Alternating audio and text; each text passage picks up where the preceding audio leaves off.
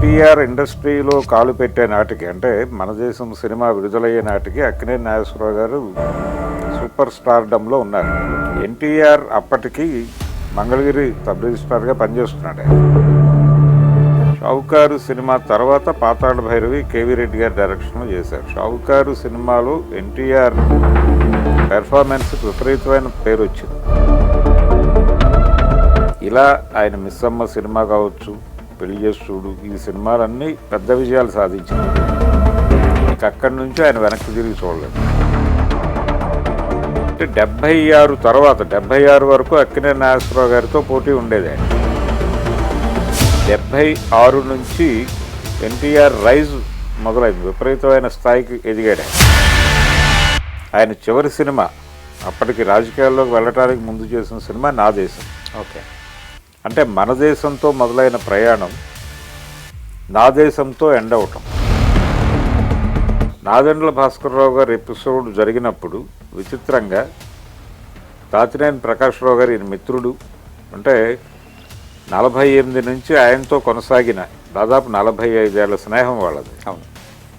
ఈ 45 ఏళ్ల స్నేహితుడు నాదెండ్ల భాస్కర్రావు స్టాండ్ తీసుకున్నాడు. జాతీయ రాజకీయాల మీద దృష్టి పెట్టి ఫెడరల్ ఫ్రంట్ ఏర్పాటు చేయాలి అని మొత్తం దేశంలో ఉన్న అన్ని ప్రాంతీయ పార్టీల ముఖ్యమంత్రులతో విజయవాడలో ఒక కాన్క్లేవ్ పెట్టాడు. చాలామంది అభిప్రాయం ఏంటంటే బాపు గారు అన్నాడు ఆ మాట. ఎన్టీ రామారావు గారు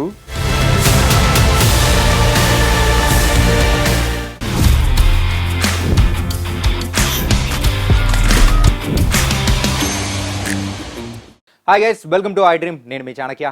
తెలుగు తెరపైన మరి ఎప్పటికీ తరిగిపోని ముద్ర వేసిన నటులలో ఎవరైనా ఉన్నారంటే అందులో మనం మొదటిగా మాట్లాడుకునేది నందమూరి తారక రామారావు గారు. మరి నందమూరి తారక రామారావు గారి మొదటి సినిమా మన దేశం మరి రిలీజ్ అయ్యి కూడా 75 సంవత్సరాలు పూర్తి చేసుకున్న సందర్భంగా ఈ మూవీ విశేషాలు ఏంటో మాట్లాడుకోవడానికి ఈరోజు మనతో పాటు కూడా ఫిలిం క్రిటిక్ అలాగే సీనియర్ జర్నలిస్ట్ అయిన భరద్వాజ్ గారు ఇప్పుడు మనతో పాటున్నారు. మరి ఆయన్నే అడిగి తెలుసుకుందాం. సార్ నమస్తే. సార్ నమస్తే అండి. సార్, మరి తెలుగు ఇండస్ట్రీ గురించి మాట్లాడుకోవాలంటే మన ప్రతి ఒక్కరికి మొదటగా గుర్తొచ్చేది ఎన్టీఆర్. మరి ఎన్టీఆర్ గారు, సో ఆయన మొదటి సినిమా మన దేశం. సో ఈరోజు అంటే ఇప్పటితో 75 సంవత్సరాలు అనేది కూడా పూర్తి చేసుకున్నాం. మరి ఆ మూవీ విశేషాలు ఏంటో ఒక సీనియర్ జర్నలిస్ట్గా మీరు చెప్తే ఇంకా బాగుంటుంది అనుకుంటున్నాం. అంటే ఎన్టీ రామారావు గారు ఆయన స్టేజ్ నటుడు. ప్రారంభంలో నేషనల్ ఆర్ట్ థియేటర్స్ అని ఆయనకు ఒక నాటక సమాజం ఉండేది. ఆ సమాజం నుంచి ఆయన నాటకాలు ఆడేవాడు. ఆ నాటకాల్లో ఆయన నటన చూసి ఇన్స్పైర్ అయినటువంటి ఎల్వి ప్రసాద్ గారు ఆయన్ని విజయవాడ దుర్గా కళామందిరంలో కలిశారు. ఆ థియేటర్ ఇప్పటికీ ఉంది. తర్వాత అదే థియేటర్లో రామారావు గారి మొదటి సినిమా కూడా రిలీజ్ అయింది. ఓకే, ఇప్పుడు మనం మాట్లాడుకుంటున్నటువంటి మన దేశం అందులోనే రిలీజ్ అయింది. ఆ తర్వాత రామారావు గారు డైరెక్ట్ చేసిన సినిమాలు, ఆయన తీసిన సినిమాలు, ఆయన నటించిన సినిమాల్లో మెజారిటీ సినిమాలు అదే థియేటర్లో రిలీజ్ అయినాయి. ఆ థియేటర్ ప్రాంగణంలో ఎప్పుడు ఎన్టీఆర్ అభిమానులు ఉండేవారు. అంటే రోజు మీటింగ్ ప్లేస్ అది. విజయవాడ దుర్గా కళామందిరం ఆ కాంపౌండ్లో ఎన్టీఆర్ అభిమానులు ఎప్పుడు ఓ 10 మంది ఉండేవాళ్ళు. అలాగే దీనికి కౌంటర్గా విజయవాడ అలంకార్ థియేటర్ ప్రాంగణంలో అక్కినేని అభిమానులు రెగ్యులర్గా గుమికూడేవారు. ఓకే, అక్కడ ఒక శిబిరం, ఇక్కడ ఒక శిబిరం నడిచేది. ఎన్టీఆర్ ఇండస్ట్రీలో కాలు పెట్టే నాటికి అంటే మన దేశం సినిమా విడుదలయ్యే నాటికి అక్కినేని నాగేశ్వరరావు గారు సూపర్ స్టార్డంలో ఉన్నారు. బాలరాజు, కీలుగుర్రం సినిమాల విజయాలతో ఉన్నాడు ఆయన. అవే సినిమాలు తీసినటువంటి ప్రొడ్యూసర్ మిర్జాపురం రాజా. మిర్జాపురం అంటే అది ఎక్కడ అనుకుంటారు జనాలు, అది నూజివీడు దగ్గరే. ఓకే, కృష్ణా జిల్లా నూజివీడు దగ్గర అదొక జమీ. ఆయన పేరు మేకా రంగయ్య, మీర్జాపురం రాజా అంటారు ఆయన్ని. ఆయన భార్య కృష్ణవేణి. ఆవిడ నిర్మాత ఈ సినిమాకి. అంటే ఆవిడ వాళ్ళ అమ్మాయి పేరు రాజ్యలక్ష్మి. ఆ అమ్మాయి పేరుతో ఒక బ్యానర్ ప్రారంభించి ఆ బ్యానర్లో తీసిన సినిమా ఎన్టీఆర్ నటించిన మొదటి సినిమా మన దేశం. ఇది విప్రదాసు అని ఒక బెంగాలీ నావల్ ఆధారంగా ఈ సినిమా తెరకెక్కింది. అయితే ఈ సినిమాకి సంబంధించి ఆ టైంలో అంటే 55 వరకు భారతీయ సినిమా ఏ భాషలో అయినా కానీ స్వతంత్ర సమర గాథలనే చెప్పింది. సాంఘిక సినిమా అంటే స్వతంత్ర సమర గాథలు చెప్పటమే ఒక ప్రోగ్రామ్గా నడిచింది అప్పుడు. ఆ ప్రోగ్రాంలో భాగంగా ఎల్వి ప్రసాద్ గారు తీసినటువంటి సినిమా ఇది. ఓకే. ఎల్వి ప్రసాద్ గారు ఎన్టీఆర్ గారిని కళామందిర్లో కలిసి ఆయనకి ఈ ఆఫర్ ఇచ్చాడు. అంటే ఒక సినిమా చేయబోతున్నాను నేను, అందులో ఒక ఎస్ఐ క్యారెక్టర్ ఉంది, అది నువ్వు చేస్తే బాగుంటుంది అనుకుంటున్నాను, నువ్వు ఒకసారి మెడ్రాస్ రా అని చెప్పాడు ఆయన. ఈయన వెళ్ళి కలిశాడు. ఎల్వి ప్రసాద్ గారితో మాట్లాడి వెనక్కి వస్తూ ఉండగా కళామందిర్ గేట్లో ఆయనకి ఇంకో కుర్రాడు ఎదురుపడ్డాడు. ఆయన పేరు తాతినేని ప్రకాశ్రావు. ఓకే. వీళ్ళిద్దరికీ స్నేహం అయింది. ఇప్పుడు తాతినేని ప్రకాశ్రావు గారి శత జయంతి సంవత్సరంలో ఉన్నాం మనం. అలా పరిచయం అయిన తర్వాత మెడ్రాస్లో ఆయన రూమ్లోనే ఉన్నాడు ఈయన. ప్రకాశ్రావు గారు రిపబ్లిక్ గార్డెన్స్ అని ఉండేది ఆ రోజుల్లో. ఆ రిపబ్లిక్ గార్డెన్స్లో ఒక క్వార్టర్లో ఉండేవారు ఆయన. ఆయనతో పాటు టీవీ రాజు గారు ఉండేవాడు, రామారావు గారు అక్కడే చేరాడు, రంగారావు గారు కూడా అందులోనే ఉండేవాడు. వీళ్ళందరూ ఒకే క్వార్టర్లో ఉండేవాళ్ళు. ఇలా ప్రకాశ్రావు గారితో అనుబంధం. ఆయన ఎల్వి ప్రసాద్ గారి దగ్గర అసిస్టెంట్. అలా ఎల్వి ప్రసాద్ గారి చేతుల మీదుగా ఆ సినిమాలో ఆయన మొదటి షాట్ నటించారు. నటించినప్పుడు నువ్వు క్యారెక్టర్ నటిస్తున్నాను అని అనుకోవద్దు, నువ్వే ఎస్ఐ అయితే ఎలా రియాక్ట్ అవుతావో అలా రియాక్ట్ అవ్వు అని చెప్పాడు ఆయన ప్రసాద్ గారు. ఈయన సరే అన్నాడు. లాఠీ చార్జ్ చేయాలి అంటే స్వతంత్ర సమర యోధులు వాళ్ళు ఊరేగింపుగా వస్తుంటే ఊరేగింపు మీద పోలీసులు లాఠీ చార్జ్ చేయటం అనేది ఫస్ట్ షాట్. ఓకే. ఈయన నిజంగానే కొట్టాడు. జూనియర్ ఆర్టిస్టులు వాళ్ళందరి మీద నిజంగానే లాఠీ చార్జ్ చేశాడు ఈయన.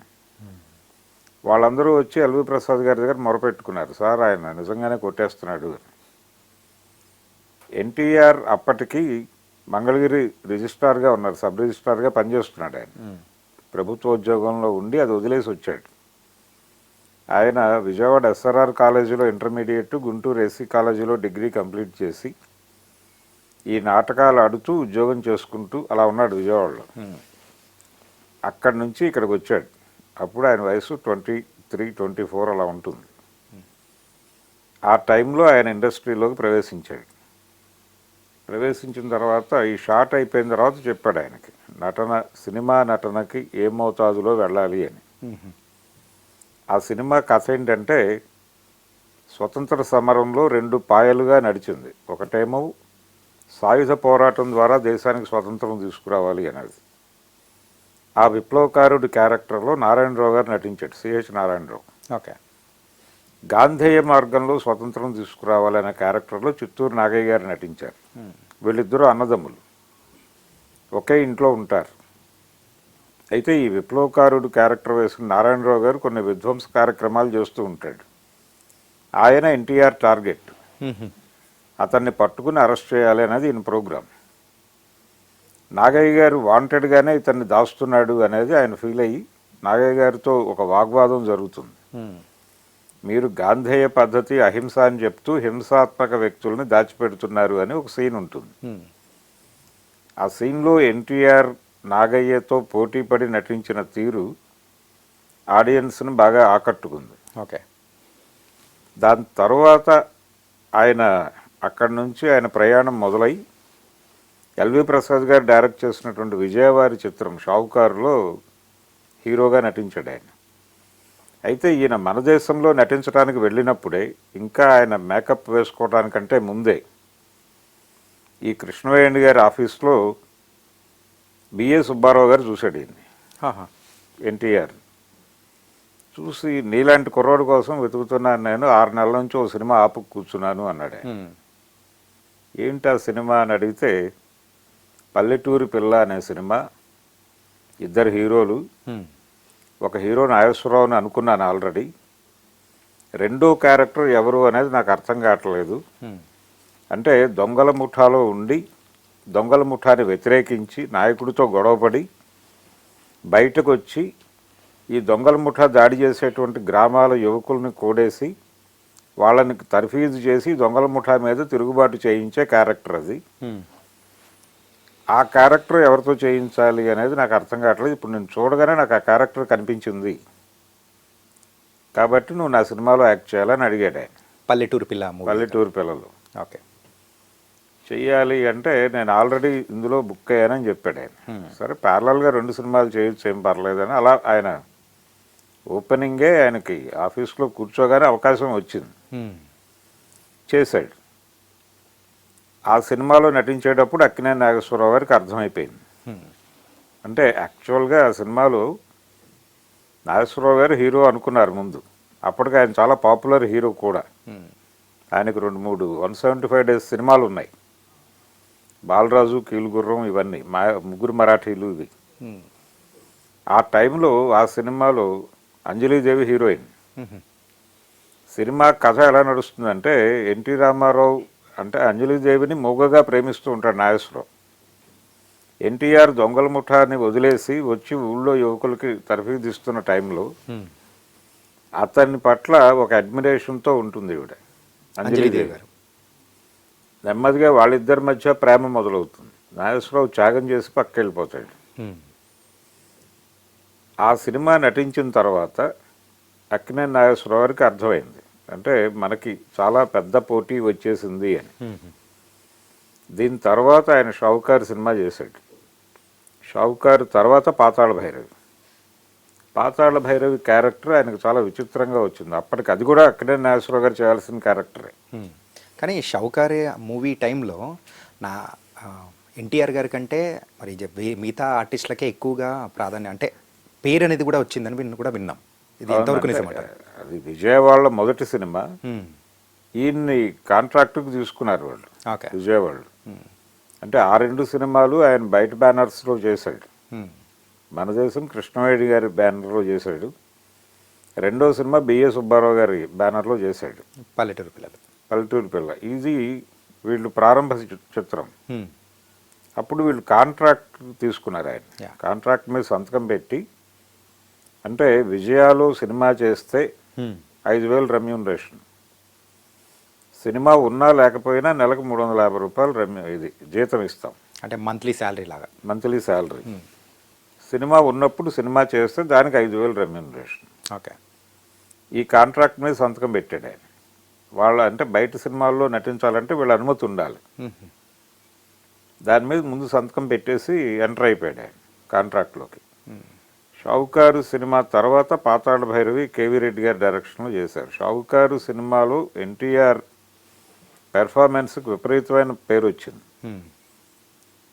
ఎన్టీ రామారావు గారి మొదటి సినిమా మన దేశంకి సంబంధించిన ఇంకొక అంశం ఏంటంటే, ఒక ఆశ్చర్యకరమైనది, ఘంటసాల వెంకటేశ్వరరావు గారు ఆ సినిమాకి మ్యూజిక్ డైరెక్టర్ మన దేశంకి. అంతకుముందు ఆ బ్యానర్లో వచ్చిన సినిమాలకు కూడా ఆయన 2-3 సినిమాలకు ఆయనే చేశాడు. ఆయన సింగర్ అవ్వాలని రాలేదు ఇండస్ట్రీకి. ఘంటసాల గారు మ్యూజిక్ డైరెక్షన్ కోసమే వచ్చాడు. ఆయన విజయనగరం కాలేజీలో డిగ్రీ పుచ్చుకొని ఇండస్ట్రీకి వచ్చి మ్యూజిక్ డైరెక్షన్ చేయాలనుకున్నాడు. అనుకుంటే అప్పుడు ఎవరి పాటలు వాళ్ళే పాడుకునేవారు. నాగేశ్వరరావు గారు ఆయన పాటలు ఆయనే పాడుకునేవాడు. కాదు సుమా కల కాదు సుమా అనే పాట నేర్పించేటప్పుడు ఆయన నేర్పిస్తున్న పద్ధతిలో ఈయన గొంతు రైజ్ అవ్వట్లేదు నాగేశ్వరరావు. అది చూసి మీర్జాపురం రాజా గారు, వద్దు నువ్వు ప్లేబ్యాక్ పాడేసే అన్నాడు ఆయన. ఇది కష్టం అంటే నాగేశ్వరరావుతో పాడించి తను మళ్ళీ ప్లేబ్యాక్ పాడాడు. ఓకే. అది హిట్ అయింది. అక్కడి నుంచి ఆయనే ప్లేబ్యాక్ పాడాలి అనే ఒక కండిషన్ మొదలైంది. అలా ఆయన నెమ్మదిగా పాపులర్ సింగర్ అయిపోయాడు. ఆయనే షావుకారు సినిమాకి కూడా మ్యూజిక్ డైరెక్టర్. దాంట్లో 2 పాటలు విపరీతమైన హిట్ అయినాయి. ఏమననే అని ఒక పాట ఉంటుంది, చాలా స్లోగా చాలా మెలోడియస్గా నడుస్తుంది. అది రమేష్ నాయుడు గారు విపరీతంగా అభిమానించేవాడు ఆ 2 పాటల్ని. ఇలా ఆ 2 పాటల్లో రామారావు గారు చాలా అందంగా ఉంటాడు. మార్కస్ బార్ట్లే గారి కెమెరా, ఆ తెల్లని పంచ, లాల్చి, ఆయన జనాల మనసులో అలా ముద్రపడిపోయాడు. ఓకే. రొమాంటిక్ హీరోగా. ఆ తర్వాత పాతాళ భైరవి. పాతాళ భైరవిలో ముందు నాగేశ్వరరావు గారినే అనుకున్నారు. మాంత్రికుడు క్యారెక్టర్కి ముక్కామల కృష్ణమూర్తి గారిని అనుకున్నారు. అనుకుని ఒకరోజు విజయాలో, అంటే అప్పటికి ఆయన మనసులో రాజారెడ్డి అనే ఒక డాన్సర్ కూడా ఉన్నాడు, అతనితో చేయిస్తే ఎలా ఉంటుంది అనే అభిప్రాయంతో కూడా కేవీ రెడ్డి గారు ఉన్నారు. ఆ టైంలో ఈయన విజయవాహిని స్టూడియోస్లో టెన్నిస్ ఆడుతున్నాడు ఎన్టీఆర్. ఆయన ఆడే పద్ధతి కనెక్ట్ అయింది ఆయనకి, కేవీ రెడ్డి గారికి కనెక్ట్ అయ్యి అక్కడే నువ్వు ఒకసారి నా రూమ్లోకి రా అని చెప్పి పిలిచి, పాతాళ భైరవ సినిమాలో నువ్వే తోటరాముడు అని చెప్పాడు ఆయన. ఓకే చెప్పాడు ఈయన. అక్కడి నుంచి పాతాళ భైరవ సినిమా మొదలైన తర్వాత ఆ సినిమా సెన్సేషనల్ హిట్ అయ్యి ఆయనకి స్టార్డమ్ వచ్చేసింది ఆ సినిమాతో. ఆ తర్వాత విజయ కాంపౌండ్ నుంచి ఆయన బయటకు వచ్చాడు. ఓకే, అంటే విజయ వరకు ఆ రెమ్యూనరేషన్ చేసేటట్లుగాను, బయట సినిమాలు తన పద్ధతిలో తాను చేసుకునేటట్టుగా అంటే వీళ్ళకే ప్రాధాన్యత ఇచ్చేటట్టు అలా మొదలై విజయాలు ఆయనే హీరో. ఇలా ఆయన మిస్సమ్మ సినిమా కావచ్చు, పెళ్లి చేసి చూడు, ఈ సినిమాలన్నీ పెద్ద విజయాలు సాధించినాయి. ఇక అక్కడి నుంచి ఆయన వెనక్కి తిరిగి చూడలేదు. హీరోగా సెటిల్ అయిపోయిన తర్వాత, అంటే ఆయనకి ఎన్టీ రామారావు ఎందుకు తెలుగు సినిమాకు సంబంధించి మిగిలిన హీరోల కంటే భిన్నమైన హీరో ఎన్టీఆర్. ఆయనకి ఒక కాన్సెప్ట్ ఉంది, అంటే ఒక తాత్విక చింతన ఉంది. ఆయన పుట్టినటువంటి నిమ్మకూరు దగ్గరలోనే గుడివాడ కవతల అంగళూరులో త్రిపురనేని రామస్వామి చౌదరి, ఆయన హేతువాద ఋషి. ఆయన ప్రభావం ఈయన మీద ఉండేది. ఉండి ఈయన పురాణాలని వీటిని చాలా క్రిటికల్గా చూసేవాడు, క్రిటికల్గా అధ్యయనం చేసేవాడు. ఈయన మెడ్రాస్ వెళ్ళింది 48లో. మెడ్రాస్లో కాలు పెట్టినప్పుడు అక్కడ యాంటీ హిందీ మూమెంట్ జరుగుతోంది. ఓకే, ఈయన ఉంటున్న రిపబ్లిక్ గార్డెన్స్ అక్కడే సమావేశాలు కూడా జరిగేవి. ఈయన అక్కడ కూడా పార్టిసిపేట్ చేసేవాడు, చూసేవాడు, అది వినేవాడు. ఆ ప్రభావం కూడా పడింది. అంటే పెరియార్ రామస్వామి గారి ప్రభావం కూడా పడింది. ఇద్దరు రామస్వాముల ప్రభావం పడింది ఆయన మీద, త్రిపురనేని రామస్వామి అలాగే పెరియార్ రామస్వామి. ఈ రెండు ప్రభావాలతో ఒక ద్రవిడ కల్ట్ తయారైంది ఆయనలో. ఓకే, ఒక ద్రవిడ ఆలోచన పద్ధతి మొదలై యాంటీ హిందీ, యాంటీ కాంగ్రెస్ అనేటువంటి ఒక ఆలోచన ఆయన బుర్రలో పడిపోయింది. ఈ నేపథ్యంలో ఆయన సొంత బ్యానర్ ప్రారంభించాడు. అదే టైంలో ప్రారంభించి పిచ్చి పుల్లయ్య సినిమా తీశాడు, మొదటి సినిమా. పిచ్చి పుల్లయ్య సినిమాకి తాతినేని ప్రకాష్ రావు గారిని డైరెక్టర్గా పెట్టుకున్నాడు. ఫ్రెండే ఆయన రూమ్మేట్, ఫ్రెండ్. రెండోది తాతినేని ప్రకాష్ రావు గారి మొదటి సినిమా పల్లెటూరులో ఎన్టీఆర్ఏ హీరో. ఈయన నిర్మించిన మొదటి సొంత సినిమాకి ఆయన డైరెక్టర్. అలా వీళ్ళ రిలేషన్ నడిచింది, చాలా కాలం నడిచింది అది. ఆయన తెలుగుదేశం పార్టీ పెట్టినప్పుడు ఆ పార్టీలో కోశాధికారిగా ప్రకాష్ రావు గారు వచ్చారు. అంతకాలం నడిచింది. ఇలా ఈ సినిమాకు సంబంధించి పిచ్చి పుల్లయ్య అది అప్పుడప్పుడే అర్బన్ కల్చర్ ప్రభావం పడుతున్నటువంటి పల్లెటూర్లు ఎలా ఉంటాయి అనే దాని మీద సినిమా నడిపాడు ఆయన. దాని తర్వాత రైస్ మిల్లర్ల దోపిడీ మీద తోడు దొంగలు అని ఒక సినిమా తీసి దానిలో విలన్ షేడ్స్ ఉన్న క్యారెక్టర్, మిల్లర్ క్యారెక్టర్ ఈయన చేశాడు ఎన్టీఆర్. ఈ రెండు సినిమాలు కూడా పెద్దగా ఆడలేదు. ఆయన సొంత నిర్మాణ సంస్థ నుంచి వచ్చిన ఎన్ఏటి, నేషనల్ ఆర్ట్ థియేటర్స్ నుంచి వచ్చిన ఆ రెండు సినిమాలు ఆడలేదు. మూడో సినిమా ఒక జానపద కథ అనుకున్నాడు ఆయన, యోగానంద్ గారి డైరెక్షన్లో. అది జయసింహ. ఆ జయసింహ సినిమా చాలా పెద్ద హిట్ అయింది. గుమ్మడి గారి మాటల్లో చెప్పాలంటే పిచ్చి పుల్లయ్య, తోడు దొంగలు సినిమా డబ్బులు కూడా ఈ సినిమాతో కలెక్ట్ చేశాడు ఆయన అంటాడు ఆయన. ఓకే అని చెప్పి రాశాడు ఆయన, ఆయన ఆత్మకథలో ఉంటుంది. కత్తి పట్టుకుని ఎన్టీఆర్ కత్తి పట్టుకుని ఆ రెండు సినిమాల డబ్బులు కూడా కలెక్ట్ చేశాడు అని రాశాడు గుమ్మడి గారు. ఓకే, అదే జయసింహ ఇన్స్పిరేషన్తో బాహుబలి అనే సినిమా వచ్చింది ఆ మధ్యకాలంలో. రాజమౌళి గారి బాహుబలి సినిమాకి ప్రాతిపదిక జయసింహే. కొంచెం క్యారెక్టరైజేషన్ మార్చి ఆ సినిమా నడిపారు.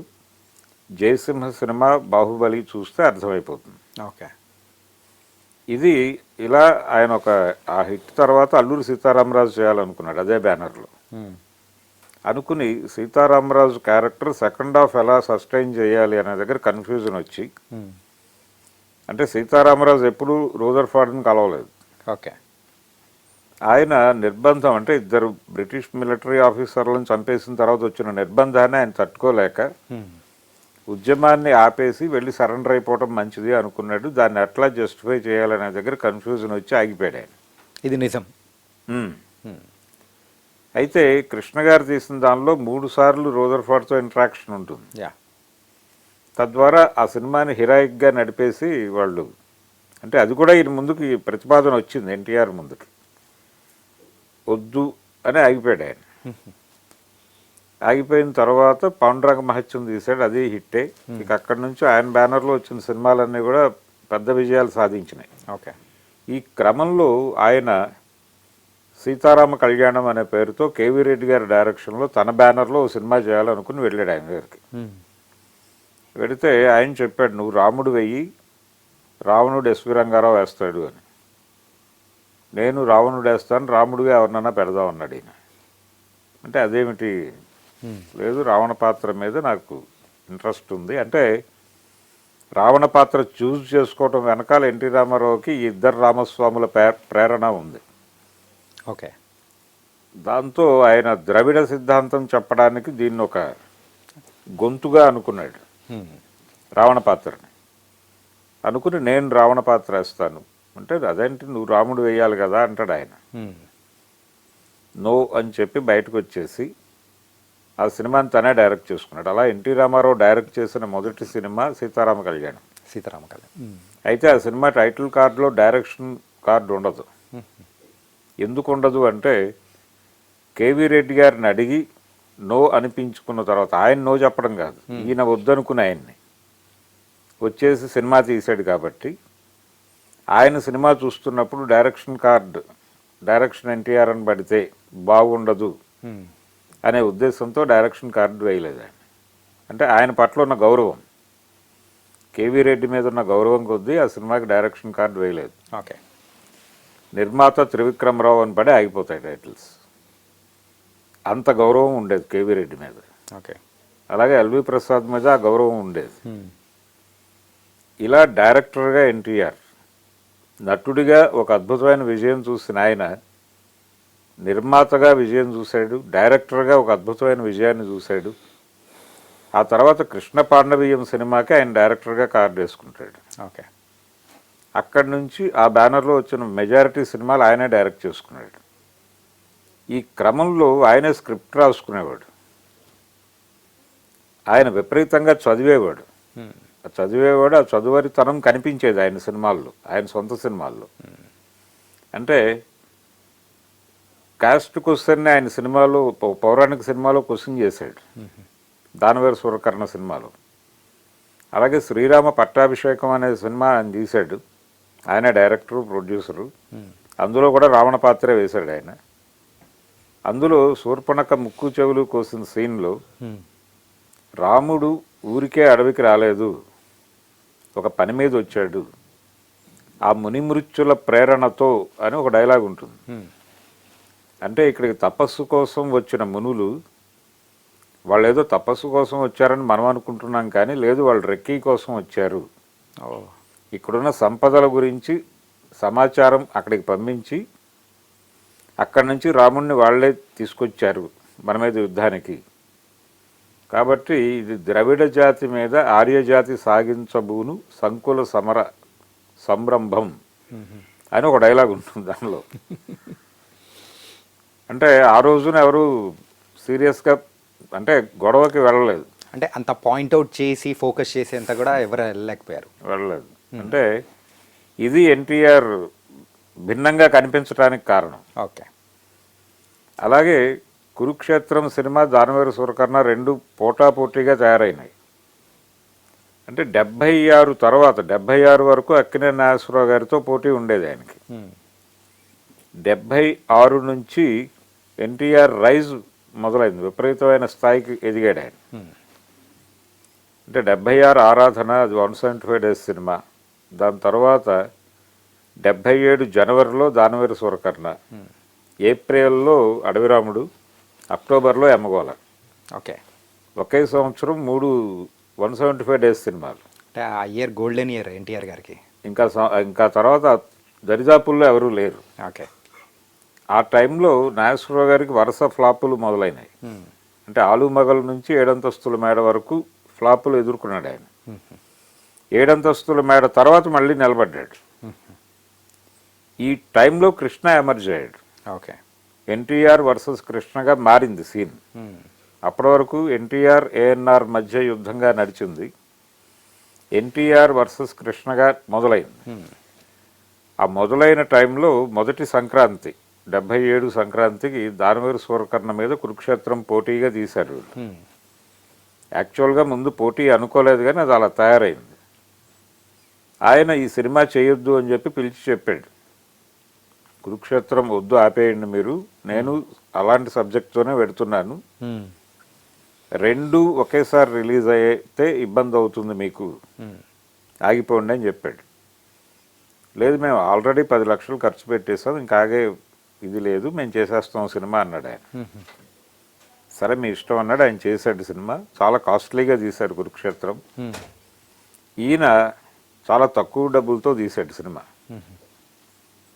రామారావు గారు లెక్క ఎలా ఉండేదంటే, తన ఫ్లాప్ సినిమాకి ఎంత వచ్చినాయో చూసుకుని అందులో సగం డబ్బులతో సొంత సినిమా తీసేవాడు ఆయన. అంటే సినిమా ఫ్లాప్ అయినా ప్రాఫిట్లో బయటకు వచ్చేస్తుంది ఓకే అనేది ఐడియా. ఆ లెక్క ప్రకారమే చేశాడు అది. దానవీర సూరకర్ణ కూడా చేస్తే అది పెద్ద హిట్ అయ్యి కురుక్షేత్రం సినిమా ఫ్లాప్ అయింది. అది అంతకు ముందే అక్కినేని నాగేశ్వరరావు గారితో ఒక దెబ్బ తినున్నాడు ఆయన దేవదాసు ఎపిసోడ్లో కృష్ణ గారు. రెండో దెబ్బ ఎన్టీ రామారావు గారితో ఈ కురుక్షేత్రం వర్సెస్ దానవీర సూరకర్ణ టైంలో తగిలింది. ఆ తర్వాత అక్కడి నుంచి మొదలు పెడితే ఆయన రాజకీయాల్లోకి వెళ్ళే వరకు, అంటే 82 వరకు సంవత్సరానికి ఒక 175 రోజుల సినిమా మీదే వెళ్ళాడు ఆయన. అక్కడి నుంచి ఆయన రైజ్, అంటే 76 నుంచి ఆయన విపరీతమైన రైజులో ఉన్నాడు. ఆ రైజు తెలుగు ప్రేక్షకులు ఆయన తీసుకెళ్ళి ముఖ్యమంత్రి పీఠం మీద కూర్చోబెట్టారు. ఈ కూర్చోబెట్టడం అంటే ఆయన చివరి సినిమా, అప్పటికి రాజకీయాల్లోకి వెళ్ళటానికి ముందు చేసిన సినిమా నా దేశం. ఓకే. అంటే మన దేశంతో మొదలైన ప్రయాణం నా దేశంతో ఎండ్ అవటం అనేది అప్పటికి మన దేశం. దాని మీద చాలా సెటైర్లు వచ్చినాయి అప్పట్లో. ఓకే. అంటే మన దేశంతో మొదలై ఇప్పుడు నా దేశం అని చెప్తున్నాడు ఈయన అని. అలాగే ఆయన పార్టీ పేరు అనౌన్స్ చేయడం కూడా పెద్దగా దానికి ఏదో ఈవెంట్ చేయటం అలా ఏం చేయలేదు. ఓ ప్రెస్ మీట్ పెట్టాడు, నేను రాజకీయాల్లోకి వెళదాం అనుకుంటున్నాను, సినిమాలు ఆపేద్దాం అనుకుంటున్నాను, నా 60th బర్త్డే రోజున అనౌన్స్మెంట్ ఇస్తున్నాను, సినిమాలు ఆపేస్తున్నాను అని చెప్పాడు ఆయన. మీరు పార్టీ పేరు ఏమైనా అనుకున్నారా అని అడిగారు వాళ్ళు. అడిగితే చాలా క్యాజువల్గా నేను తెలుగువాడిని, నా పార్టీ తెలుగుదేశం అన్నాడు ఆయన. నా చివరి సినిమా నా దేశం, నా మొదటి సినిమా మన దేశం, నేను తెలుగువాడిని, నా పార్టీ తెలుగుదేశం అని చెప్పాడు. అంతే. అలా మొదలైంది. అలా మొదలైన తర్వాత మొదటిసారి చైతన్య రథం అనే కాన్సెప్ట్ తీసుకొచ్చింది ఎన్టీఆర్. ఆయన జెమినీ స్టూడియో మూతపడినప్పుడు అదంతా కొన్నాడు ఈయన. దాంతో పాటుగా ఒక వ్యాన్ వచ్చేసింది ఈయనకి. అంటే ఈయన రామకృష్ణ స్టూడియోస్ నిర్మించాడు ఇక్కడ హైదరాబాద్లో. దీనికోసమని అవన్నీ కొన్నాడు. ఓకే. కొన్నప్పుడు ఒక వ్యాన్ కూడా వచ్చేసింది దాంతోపాటు. ఆ వ్యాన్ ఏం చేయాలో అర్థం కాలేదు, అలా ఉంచారు దాన్ని. ఈయన పార్టీ పెట్టినప్పుడు దాన్నే చైతన్య రథం కింద మార్చాడు. మార్చి దానిలో మొత్తం రాష్ట్రం అంతా తిరగటం, అలాగే రోడ్ల మీదే స్నానాలు చేయటం, అక్కడే గడ్డం తీసుకోవటం, అక్కడే జనాలతో కూర్చుని భోజనాలు చేయటం, ఇది అప్పటి వరకు ఉన్నటువంటి రాజకీయ ప్రయాణాలు ప్రచారాలకు భిన్నమైనటువంటి రీతిలో నడిచింది. ఆయన కోసం రోజుల తరబడి రోడ్ల మీదే ఉండేవాళ్ళు జనాలు. వంటలు చేసుకుని వెయిట్ చేసేవారు, ఎప్పుడెప్పుడు వస్తారు ఎన్టీఆర్, ఎప్పుడు వస్తే అప్పుడే చూద్దామని. ఆ లెవెల్ చరిష్మా నడిచింది ఆయనకి. అంటే ఆయన రాముడిగాను కృష్ణుడిగాను నటించినటువంటి పాత్రలు, అలాగే పౌరాణిక పాత్రల ద్వారా ఆయన ప్రజలకి ఒక రకంగా ఆరాధ్య దైవంగా మారాడు. ఆయనకి రాముడు అంటే కాన్ఫ్లిక్ట్ ఉన్నప్పటికీ తెలుగువారికి రాముడు అంటే ఎన్టీ రామారావు, కృష్ణుడు అంటే ఎన్టీఆర్ గారు. ఈ వాతావరణం తీసుకొచ్చాడు ఆయన. మాయాబజార్ సినిమాలో మొదటిసారి కృష్ణుడు వేసేటప్పుడు ఆయన నో చెప్పాడు, నేను చేయను అన్నాడు. చెయ్యను అని చెప్పడానికి కారణం ఏమిటి అని అడిగితే, అంతకుముందు ఘంటసాల గారి సినిమా ఒకటి సొంతూరు అనే సినిమాలో ఆయన కృష్ణుడిగా వేశాడు, దానికి విమర్శలు వచ్చినాయి, అందుకని చేయను అన్నాడు ఈయన. చేయనంటే కేవీ రెడ్డి గారు, మాధవపెద్ది గోఖలే గారు కలిసి చెప్పారు, అందులో నీకు హాఫ్ క్రౌన్ పెట్టారు, అందుకని నువ్వు బాలేదు, నీకు ఫుల్ క్రౌన్ పెడితే కృష్ణుడిగా నువ్వు తప్ప ఇంకెవడు బాగుండడు అని చెప్పి వీళ్ళు గెటప్ వేసి ఆయనలో మనోస్థైర్యం నింపటం కోసం ఆ గెటప్తో ఆయన ఫ్లోర్లోకి వచ్చేటప్పుడు అందరూ నమస్కారం పెట్టేయండి అని చెప్పాడు ఆయన, కేవీ రెడ్డి గారు. ఓకే, పెట్టారు. ఆయనలో కాన్ఫిడెన్స్ మొదలైంది, ఆ కాన్ఫిడెన్స్ చివరి వరకు కొనసాగింది. అంటే కేవీ రెడ్డి గారు అలా మలిచాడు ఆయన్ని. ఈ మలిచిన దీంతో కేవీ రెడ్డి గారి జీవితాన్ని సినిమా తీయాలనుకున్నాడు ఈయన. పుణ్య దంపతులు అనే టైటిల్ రిజిస్టర్ అయింది, కానీ ఆ సినిమా చేయకుండానే వెళ్ళిపోయాడు ఈయన. ఓకే, ఎన్టీఆర్. అలా ఆయన సినిమాల్లో రాజకీయాల్లో ఒకటే మాట్లాడాడు, రెండు మాటలు లేవు. సినిమాల్లో ఆయన ఏం మాట్లాడాడు అదే రాజకీయాల్లో మాట్లాడాడు. దాంతో ప్రజలు ఆయనతో పాటు ట్రావెల్ అయ్యారు, గ్యాప్ లేదు.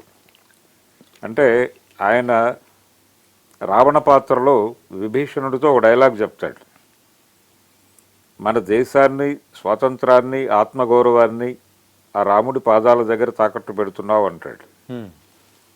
అదే డైలాగు రాజకీయాల్లోకి వచ్చిన తర్వాత కాంగ్రెస్ పార్టీ తెలుగువాడి ఆత్మగౌరవాన్ని ఢిల్లీ నడివీధుల్లో అమ్మేస్తోంది కొంచెం రెండు దాలలో కూడా కాంటెక్స్ట్ అనేది కొంచెం చేంజ్ చేశారు, అంతే.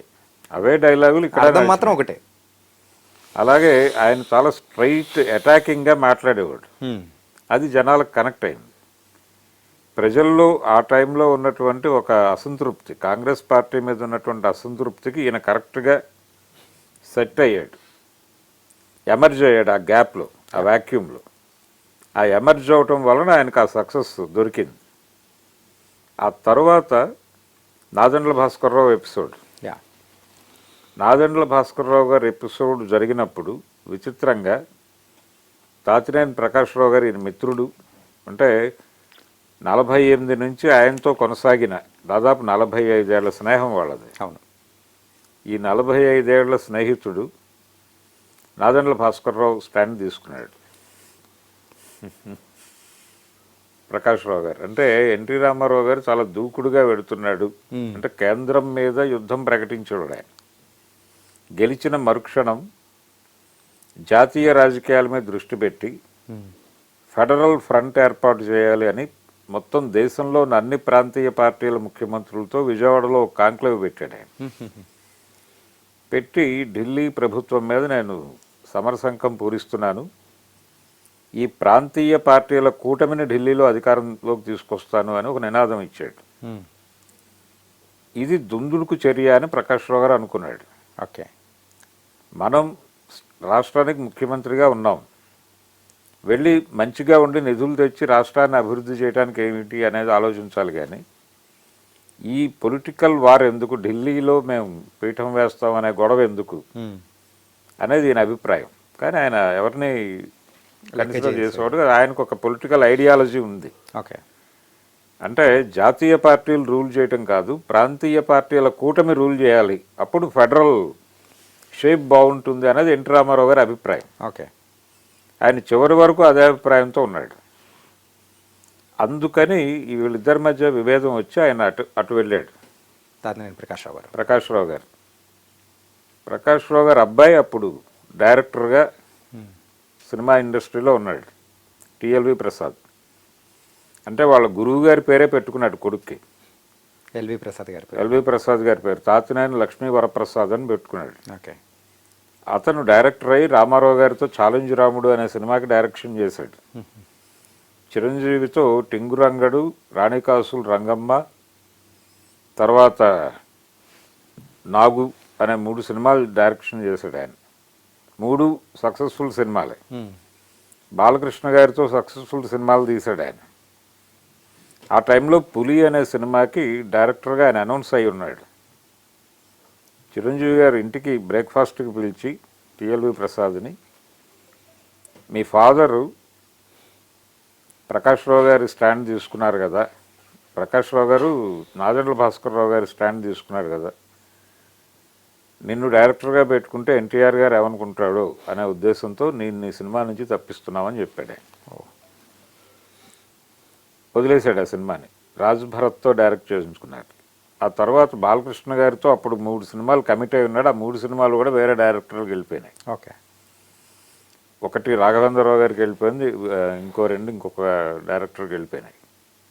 కోదండరామిరెడ్డి గారు ఒక సినిమాకి డైరెక్టర్ అయ్యాడు. దాంతో ఆయన ఇక్కడ పరిస్థితి బాగాలేదు అని హిందీ ఫీల్డ్కి షిఫ్ట్ అయ్యి మిథున్ చక్రవర్తితో 35 సినిమాలు డైరెక్ట్ చేశాడు టిఎల్వి ప్రసాద్. అదొక చరిత్ర ఎన్టీ రామారావు గారికి జీవితంలో ఒక ప్యారలల్ స్టోరీ. అయితే టిఎల్వి ప్రసాద్ ఎందుకైనా మంచిదని ఎన్టీఆర్ని కలిశాడు. కలిస్తే ఆయన చెప్పాడు, అదేంటి మీ ఫాదర్ నిర్ణయం మీద నిన్ను తీసేయటం ఏమిటి, ఇది సరైంది కదా, ఆయన మార్గం ఆయనది, నీ మార్గం నీది, పైగా సినిమా వేరు రాజకీయం వేరు, సినిమా అది దాన్ని పట్టుకొచ్చి ఇక్కడ రుద్దటం ఏమిటి, అది కరెక్ట్ కాదు కూడా, అది కరెక్ట్ కాదు అని ఆయన మాట్లాడాడు. ఆ విషయం టిఎల్వి ప్రసాదే ప్రపంచానికి చెప్పాడు. ఎన్టీఆర్కి అభ్యంతరం ఏం లేదు, కానీ ఆయన పేరు చెప్పి వీళ్ళందరూ నన్ను సినిమాల్లోంచి తీసేశారని చెప్తాడు ఇప్పటికే ఆయన. ఓకే. మెడ్రాస్లో ఉంటున్నాడు ఇప్పుడు ఆయన. ఇలా ఎన్టీఆర్ జీవితం రాజకీయాల్లోనూ ఆయన వేసిన ముద్ర మామూలు ముద్ర కాదు. అంటే ఇప్పటి వరకు భారతదేశంలో ఏ రాజకీయ నాయకుడు ఆలోచించని రీతిలో ప్రాంతీయ పార్టీల కూటమితో కేంద్రంలో ఒక ప్రభుత్వాన్ని ఏర్పాటు చేయటం అనే ఆలోచన ఆయన మాత్రమే చేయగలిగాడు. ఫెడరల్ అని చెప్పేసి, ఫెడరల్ గవర్నమెంట్ మంది, ఫెడరల్ స్టేట్ అన్నప్పుడు ఫెడరల్ గవర్నమెంట్ ఉండాలి, అన్ని రాష్ట్రాలకి ప్రాతినిధ్యం ఉండాలి అక్కడ అని ఫైట్ చేసినవాడు ఎన్టీఆర్. ఆయన వెళ్ళిపోయిన తర్వాత ఆ నినాదం కూడా పక్కకి వెళ్ళిపోయింది. అందుకని ఆయన 2 జాతీయ పార్టీలకి సమాన దూరంలో ఉండేవాడు. ఓకే.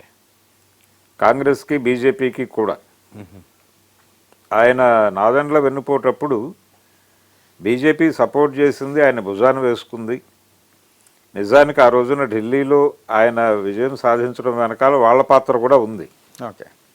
అయినప్పటికీ వాళ్ళతో దూరంగానే ఉన్నాడు ఆయన, ఎప్పుడు కలుపుకునే ప్రయత్నం చేయలేదు. అంటే కాన్షియస్గానే ఆయన కొంచెం నార్త్తో తేడాగానే ఉండేవాడు. అంటే మొదట్లో ఆయన సినిమాల్లో మాట్లాడిందే, సినిమాల్లో ఏం మాట్లాడాడో రాజకీయాల్లో అదే మాట్లాడాడు. ఇందిరాగాంధీ గారి విధానాలని వ్యతిరేకిస్తూ ఆయన తాతమ్మ కళ అని సినిమా తీశాడు. నందమూరి బాలకృష్ణ గారు నటించిన మొదటి సినిమా అది. 74లో రిలీజ్ అయింది ఆ సినిమా. ఆ సినిమాలో ఇందిరాగాంధీని క్రిటిసైజ్ చేస్తూ పెట్టిన సీన్లన్నీ తీసేయమని అడిగారు సెన్సార్ వాళ్ళు. ఈయన ఒక మైనర్ కట్స్తో ముందు ఇక్కడ నుంచి సర్టిఫికెట్ సంపాదించి సినిమాని రిలీజ్ చేశాడు. ఓకే. రిలీజ్ అయ్యి 50 రోజులు అయిన తర్వాత దాని మీద సెంట్రల్ గవర్నమెంట్ కొంచెం సీరియస్ అయ్యి సినిమా బ్యాన్ చేశారు. 50 రోజుల తర్వాత బ్యాన్ అయ్యి అది ఈయన ఉత్తరం రాశాడు కేంద్ర ప్రభుత్వానికి, నా సినిమా పరిస్థితి ఏంటో తేల్చండి తొందరగా, ఆ 20 నిమిషాలు తీసేస్తే రిలీజ్ చేసుకోవచ్చు అన్నారు. ఈయన చేయాల్సిన యుద్ధం చేసి ఫైనల్గా 20 నిమిషాలు కట్ చేయడానికి అంగీకరించి సినిమాని మళ్ళీ 75 జనవరిలో రిలీజ్ చేశారు. అప్పటి నుంచి ఆయన యుద్ధం నడుస్తోంది కాంగ్రెస్తో. ఒకరోజు యుద్ధం కాదు అది. ఆ తర్వాత యమగోళ సినిమాలో చాలా స్ట్రైట్గా ఆయన, అంటే కాంగ్రెస్ గవర్నమెంట్ ఉంది ఇక్కడ, వెంగళరావు గారు ముఖ్యమంత్రి ఉమ్మడి ఆంధ్రప్రదేశ్లో. ఆ టైంలో ఆ సినిమా రిలీజ్ అయింది.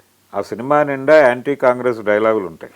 ప్రభుత్వాన్ని ఏదో అనడానికి అంటే మిస్టర్ గుప్తా ఎందుకు ఆయన అలా అరుస్తున్నాడు, ఇక్కడ ఏమైనా ఎమర్జెన్సీ ఉందా అని అడుగుతాడు ఎన్టీఆర్. యముడి నిరంకుశ పాలన వద్దు, యమ అర్జెన్సీ ఇకపై రద్దు అని ఒక పాటలో ఉంటుంది ఆ సినిమాలో. ఇలాగే ఆయన అంటే ఈ బర్త్ కంట్రోల్ ఆపరేషన్ల మీద ఒక సీన్ ఉంటుంది. పెళ్ళి అయిన వాళ్ళకి కాని వాళ్ళకి బర్త్ కంట్రోల్ ఆపరేషన్లు చేశాడని ఒక డాక్టర్ని బోన్లో నిలబెడతారు నరకంలో.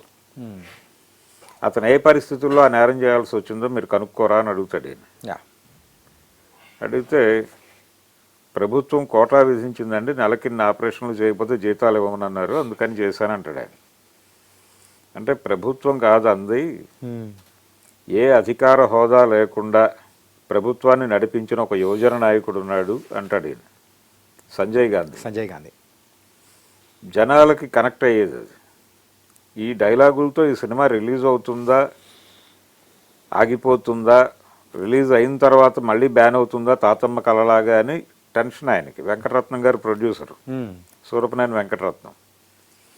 అప్పటికి హైయెస్ట్ బడ్జెట్ సినిమా అది. ఓకే. దాంతో సినిమా రిలీజ్ అయ్యి హిట్ టాక్ వచ్చిన తర్వాత ఆయన తృప్తిగా పడుకున్నాడని నరసరాజు గారు ఆయన ఆత్మకథలో రాసుకున్నాడు. ఓకే. ఇలా ఉండేది ఆయన ధోరణి. అందుకని ఆయన సినిమా రాజకీయం విడివిడిగా లేవు. చాలామంది అన్నట్టుగా రామారావు గారికి సినిమాల్లో ఉండగా రాజకీయాలు మాట్లాడేవాడు కాదు అనే మాట కూడా కరెక్ట్ కదా. ఆయన సినిమాల్లోనూ రాజకీయాలు మాట్లాడాడు. రాజకీయాల్లోకి వచ్చిన తర్వాత కూడా ఆయన చేస్తుంది రాజకీయం ఇంకెవరూ చేయలేదు. అందుకని సినిమాలోనూ ఒక డిఫరెంట్ ఎన్టీఆర్, ఆయన రాజకీయాల్లోనూ ఒక డిఫరెంట్ ఎన్టీఆర్. అక్కడ కూడా ఆయన ముందు ఆయన తర్వాత ఆ స్థాయి మనుషులు ఎవరు లేరు, ఇక్కడ లేరు. ఆయన తర్వాత అంత బహుముఖంగా వెళ్ళినటువంటి కథలు రాసుకుని ఆయనే స్క్రీన్ ప్లే రాసుకుని ఆయనే డైరెక్షన్ చేసి ఆయనే ప్రొడక్షన్ చేసి ఒక పక్కన పాపులర్ హీరోగా 350 సినిమాలు చేశాడు ఆయన. 330 ఇంత చేశాడు అంతే. కృష్ణ గారు ఎక్కువ చేశాడు, 350 చేశాడు.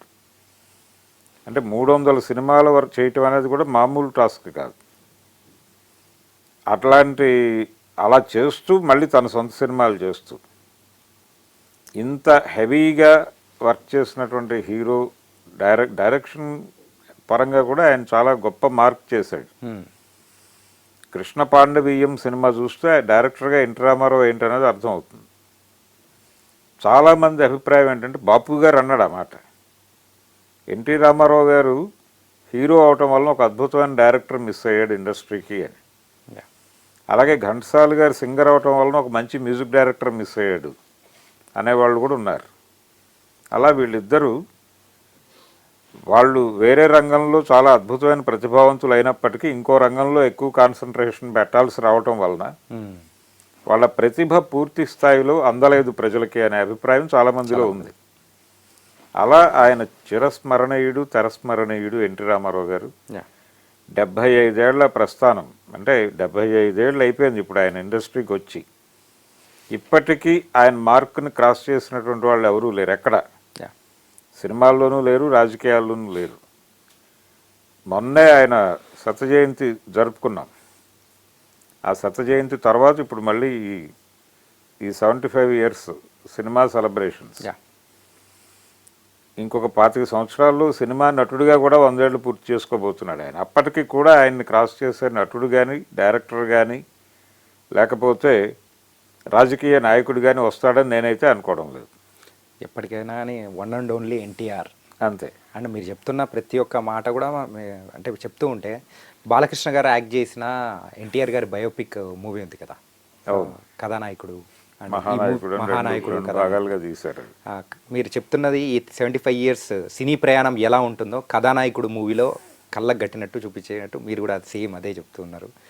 నిజంగా చాలా సూపర్గా ఉంది సార్, నైస్. అండ్ ఇలాంటి తెలియని విషయాలు కూడా మాకు తెలియజేసినందుకు really thank you so much. Thank you guys. మరి ఎన్టీఆర్ గారి మూవీ మన దేశం రిలీజ్ అయ్యి 75 ఇయర్స్ అయిన సందర్భంగా మరి ఆ మూవీ విశేషాలన్నీ మన భరద్వాజ్ గారు చాలా చక్కగా వివరించారు కదా. సో మరో ఇంటర్వ్యూతో మళ్ళీ కలుద్దాం. అంతవరకు take care. This is your Chanakya.